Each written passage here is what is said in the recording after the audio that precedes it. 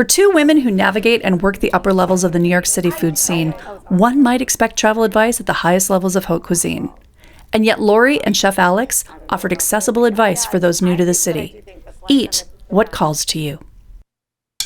Your destination? New York. You think you know this city? Take a closer look. Women chefs, women artists. Experience them for yourself. Stick around. This is the WTAF show. Women, travel, art, food. It's the most visited, filmed, penned, photographed, celebrated, and beloved city in the U.S. More than 60 million people each year visit New York. Whether it's your first visit or your 100th, and I'm getting close to that, New York is an ideal city for that number one travel experience women want. Wandering, like looking for accidental, I don't know what you call it, like revelations. It's also the number one city in the world for another coveted travel experience, dining at a Michelin-star restaurant. I had to count by hand through the 2025 Michelin Awards.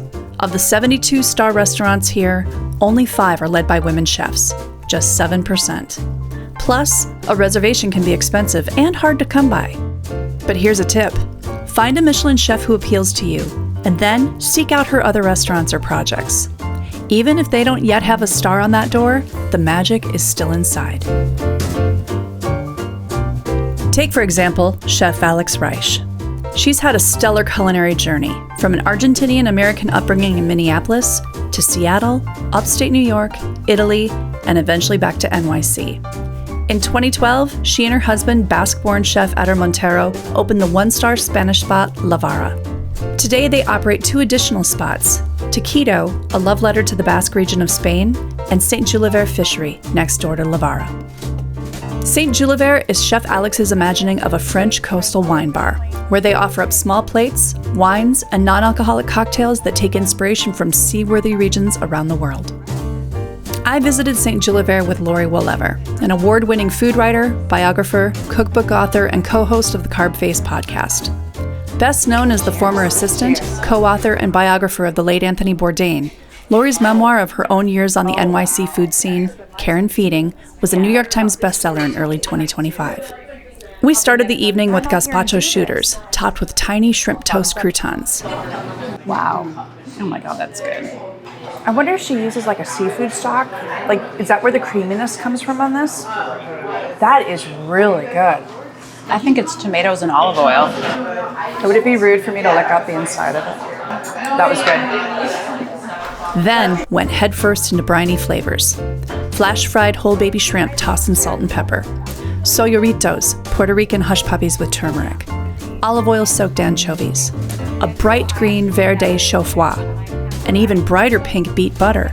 And pickled bites, including a surprising fiddlehead. Is that a pickled fiddlehead? It is. Then Chef Alex joined us and selected our next courses. Watermelon salad with goat cheese foam. Amberjack crudo in tomato water. Octopus with pipon verde and roasted tomatillo broth.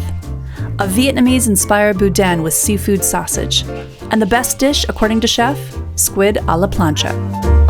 Salt, pepper, head on baby shrimp with a little yuzu mayo on the side, and we recommend to eat these cold. Thank you. Good. When I see shrimp that still has shell on, I think of the story of my sister-in-law, like back in the 1970s, and they were like eating shrimp somewhere, like they were in the Caribbean for a family vacation, my husband and his family. And my father-in-law asked Vicky, how do you like the shrimp? She goes, well, it's good, but it's kind of crunchy. And they were like, oh, no, you're supposed to peel the stuff off, right? You know, People used to ask us to take the head off the shrimp because we had like head-on shrimp at Tapas restaurant that I had, and then also, thanks. And then also next door at La Bar we had the carabineros, those really red ones, and I took them off not because people were asking us to like peel them or take the heads off. I just got tired of them. But it's interesting, like people's tolerance for that kind of thing has changed, and now they view it as like evidence of freshness, or like it signals so many other things. And then also people have traveled way more. And so they know that like in lots of cultures they'll eat like even like the little baby krill, or like XO sauce has changed everything for people. Like I think people have so many references to eating the shells now.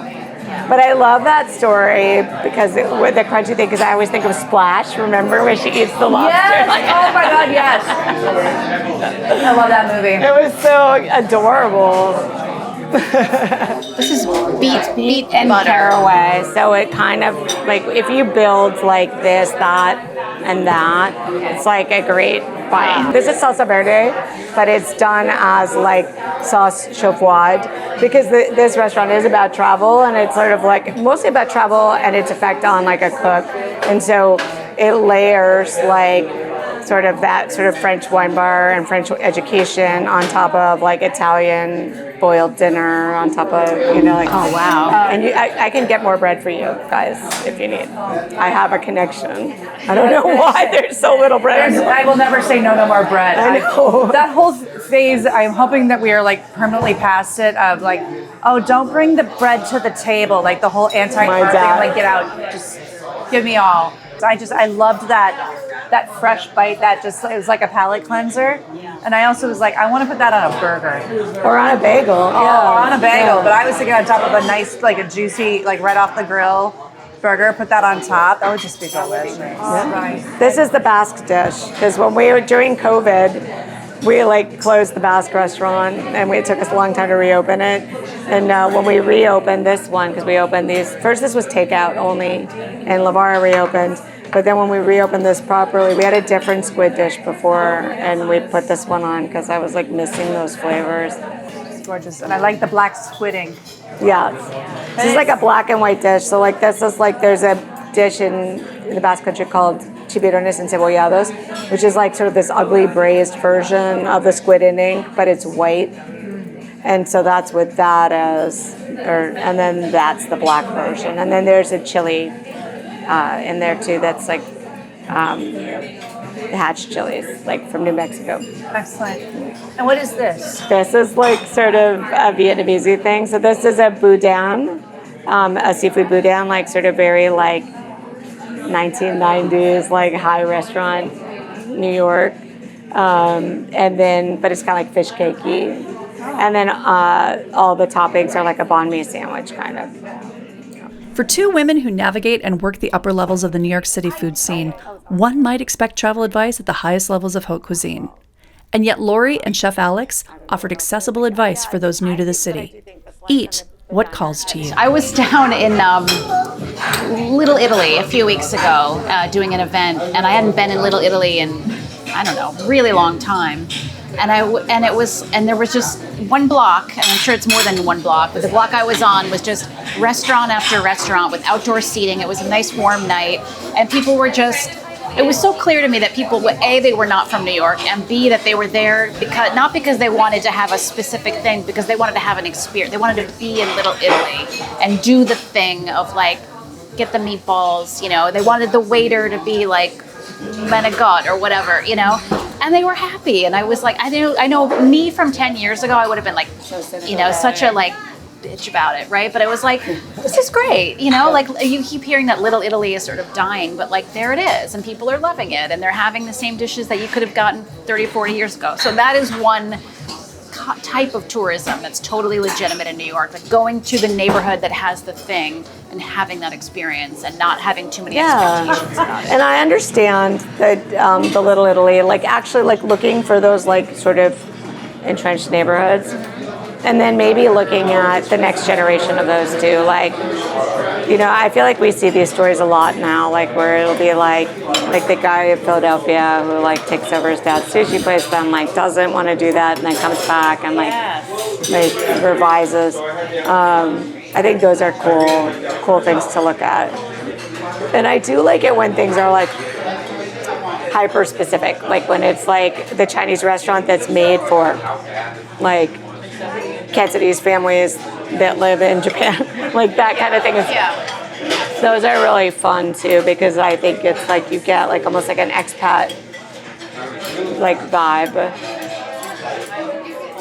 Do you guys want some dessert though, like something sweet? Yes. At the end of a glorious evening, Chef Alex's advice was the perfect close. You know what my travel advice is though? If you go to a place that you love, go back. Like you don't need to keep seeking always.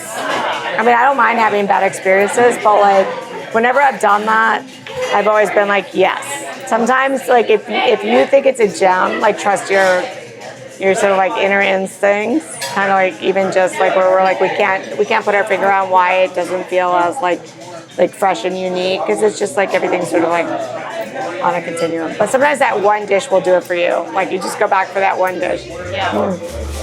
I kind of feel that way about New York.